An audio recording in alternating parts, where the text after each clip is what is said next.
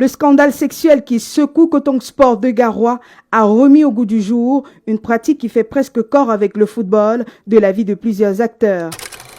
Christian, qui a requis l'anonymat, a joué en D2 pendant 4 ans avant d'arrêter car il ne se voyait pas faire partie de la famille. Vous pouvez être en train de jouer, peut-être tu marques un but, le temps de célébrer, tu vas voir que d'autres coéquipiers vont te mettre les doigts dans ton derrière, d'autres vont te mettre les doigts, et puis c'est comme ça. Et ça, même pendant les moments où on se lave, il y a des coéquipiers qui se lavent avec d'autres. On te dit non, eux ils vont se laver à 4, ils sont comme des VIP, parce que pendant le temps qu'ils se lavent, ils font des pratiques aussi. Cet autre joueur professionnel qui a lui aussi requis l'anonymat parle des pratiques qui ont cours dans le milieu. Ils font genre, si tu me donnes ce que je te demande, je te garantis de te trouver des partenaires qui te feront signer des contrats professionnels à l'étranger. Certains te disent que c'est leur fantasme. Tu te devant et à la fin ils recueillent ton sperme pour d'autres fins. D'autres également, quand vous retrouvez généralement dans les hôtels les veilles de match, tu te retrouves la nuit, tu ne retrouves pas ton coéquipier. Il est allé dans la chambre peut-être d'un des cadres pour faire des sales besognes. Dans une enquête publiée le 3 novembre 2022, le journaliste français Romain Molina a documenté de nombreux cas d'abus sexuels commis par des responsables du ballon rond. Le monde du sport, ça dépasse le monde du football, est entaché par beaucoup de violences sexuelles et d'abus, principalement sur les mineurs, parce qu'ils profitent justement des rêves de tous ces enfants-là, de leur passion.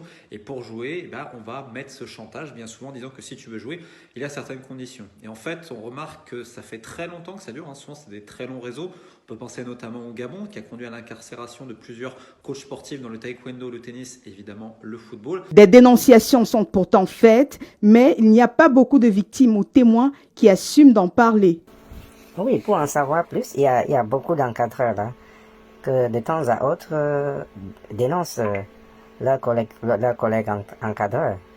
Et parfois tu es surpris par cela. Et ça, c'est des choses qu'on doit vraiment lancer une enquête parce que les voix vont se lever.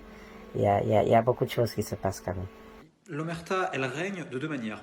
La première, c'est que beaucoup de victimes ont peur de parler. Il y a le sentiment de honte qui prédomine, notamment lorsqu'il s'agit de garçons qui ont été victimes de cela.